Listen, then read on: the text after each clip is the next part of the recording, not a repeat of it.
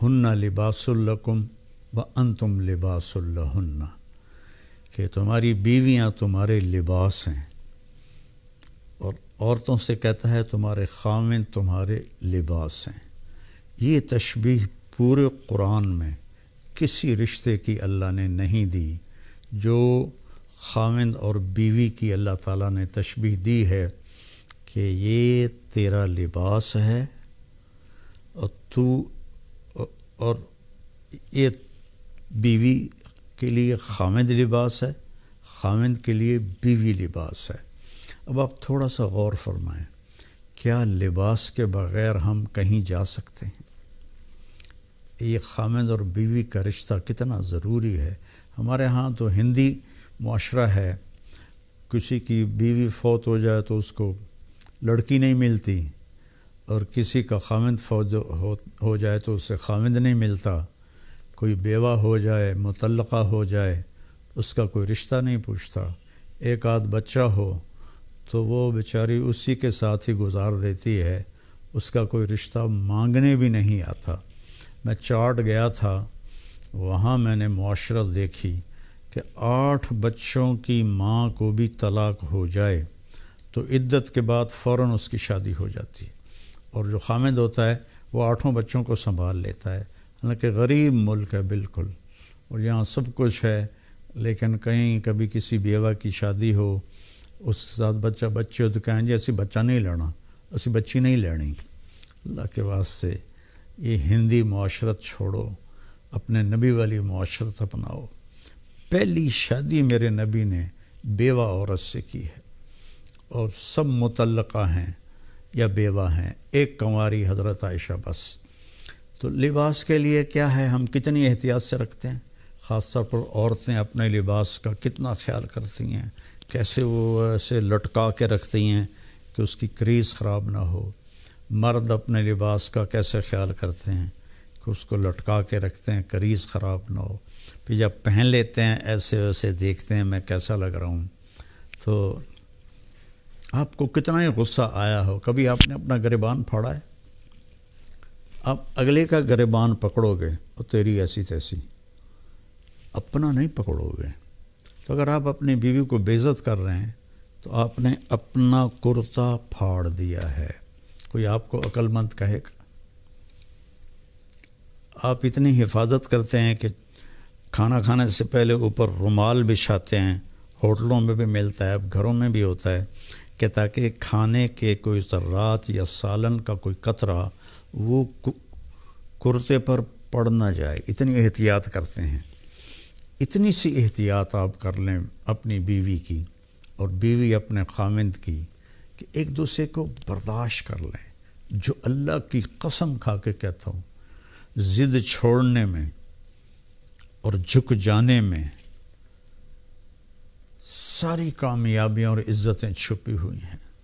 میرے ساتھ اللہ نے شہرت کا عجب معاملہ کیا تو مجھے بہت مسائل کا سامنا کرنا پڑا، تو اللہ تعالیٰ نے مجھے ان 2 چیزوں کی توفیق عطا فرمائی۔ میں ضد کے آگے ہار مان جاتا تھا، پیچھے ہٹ جاتا تھا، اگلے کی پوری کر دیتا تھا، اور جتنا بھی مجھے اوپر کچھ ہوا میں سر نیچے جھکا کے رکھا۔ میں نے کبھی جواب نہیں دیا، کبھی ترکی بترکی جواب نہیں دیا، کبھی ضد کو ضد سے نہیں توڑا، اپنی ضد کو توڑ دیا اور اپنے آپ کو نیچے جھکا لیا۔ تو میرے مالک نے میرے اوپر کتنا کرم کیا، میں کیسے بیان کروں کہ میرے قیامت تک زندگی لے کر آؤں اور سجدے میں پڑا رہوں تو میں اللہ کی اس نعمت کا شکر ادا نہیں کر سکتا۔ آج میں آپ سے مخاطب ہوں اور اللہ میری بات کو پوری دنیا میں پھیلا رہا ہے۔ اللہ کے واسطے ضد چھوڑ دیں، اگلے کی ضد مان لیں، حتیٰ کہ بچہ بھی ضد کرے نا تو اس کی ضد مان لیں۔ مائیں اس کی پٹائی شروع کر دیتی ہیں، وہیں سے نفرت کے بیج آپ ان کے اندر بو دیتے ہیں۔ ایک جگہ میں تھا تو خواتین جمع تھی تو کہنے لگی مولانا ہمارے بچے ہم سے ڈرتے نہیں۔ میں نے کہا تو کیا تم ڈائن ہو جو تمہارے بچے تم سے ڈریں؟ تم ماں بنو، تم یہ سوال کرو کہ ہمارے بچے ہم سے پیار کریں، کیا کیا جائے؟ یہ بھی کوئی سوال ہے کہ ہمارے بچے ہم سے ڈرتے نہیں؟ ڈرانا نہیں ہے، قریب کرنا ہے، تو جھک جاؤ، آپ کا گھر آباد ہو جائے گا۔ اللہ کی قسم کھا کے کہتا ہوں، آپ کے گھر میں خوشیاں رہیں گی۔ اگر آپ ضدوں پر رہیں گے تو پھر اپنے کپڑے پھاڑیں گے، تو اپنے کپڑے پھاڑنے والا یا پاگل ہوتا ہے یا بے عقل ہوتا ہے۔ تو ایک تو تشبیہ یہ ہے جس میں اللہ تعالیٰ نے ہمیں اتنا خوبصورت سمجھایا ہے کہ ہن لباس لکم وانتم لباس لہن۔ پھر اس سے ایک اور مطلب بھی نکلتا ہے، جب ہم چھوٹے تھے ہماری مائیں ہمیں جو کپڑے پہناتی تھیں وہ ہم پہن لیتے تھے، جب ہم بڑے ہوئے تو ہم اپنی پسند کا کپڑا خود لینے لگے اور خود یا خریدا یا منگوایا اپنی پسند کا۔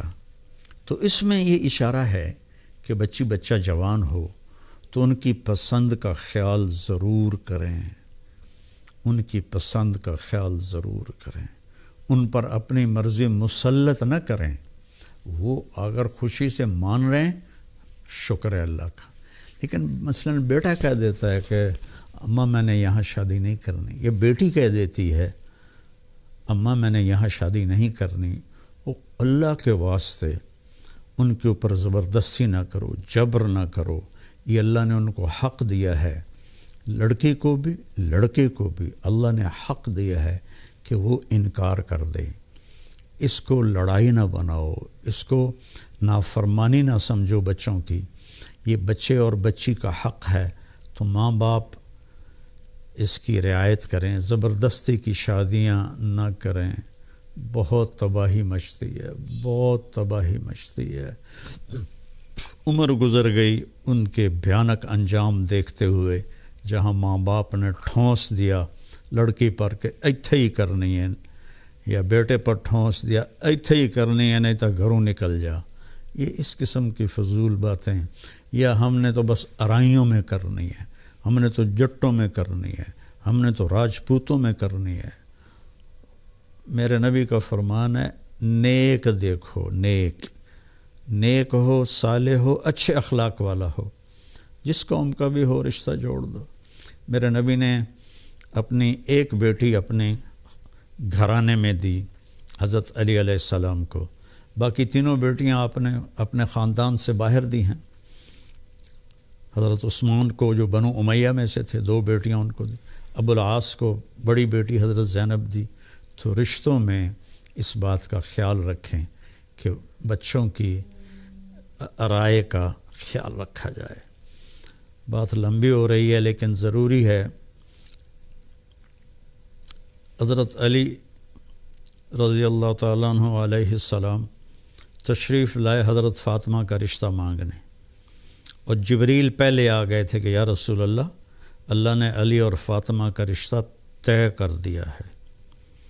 تو جب آ کر بیٹھے تو شرمندگی سے بول نہ سکے، تو آپ نے خود فرمایا علی کیسے آئے؟ وہ خاموش۔ پھر آپ نے فرمایا فاطمہ کے رشتے کے لیے آئے ہو؟ کہا جی ہاں۔ تو انشاءاللہ کہہ کے اٹھ گئے، ہاں نہیں کی، صرف اتنا کہا انشاءاللہ، حالانکہ وحی آ چکی ہے، وحی آ چکی ہے، انشاءاللہ۔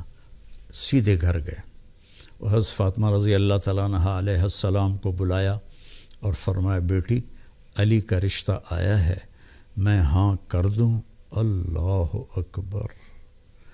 آج کی بیٹیاں بیچاری ماں باپ کے آگے سر جھکا دیتی ہیں، تو جنت کی عورتوں کی سردار اور حسنین کی ماں، ان کے بارے میں آپ کا کیا خیال ہے؟ بیٹی رشتہ کر دوں؟ جب حضرت فاطمہ نے ہاں کی، کنواری بچی کی خاموشی ہاں ہوتی ہے، انکار نہیں ہوتا ہے، تو آپ خاموش رہیں، اس کا مطلب تھا کہ میں تیار ہوں۔ اب فوراً واپس گئے، علی لوگوں کو بلاؤ۔ پھر لوگ آئے، مجمع مسجد میں اکٹھا ہوا، تو آپ نے ممبر پر کھڑے ہو کے پہلی بات یہ کی لوگوں میرے پاس جبریل اللہ کا پیغام لے کر آئے تھے کہ میں اپنی بیٹی فاطمہ کا نکاح علی کے ساتھ کر دوں۔ جب میرا نبی اتنا خیال کر رہا ہے ہم بھی خیال کیا کریں۔ اپنے پیٹ سے جنتے ہیں پھر ان پر وہ زیادتی کرتے ہیں، ساری زندگی سے سکتی رہتی ہے۔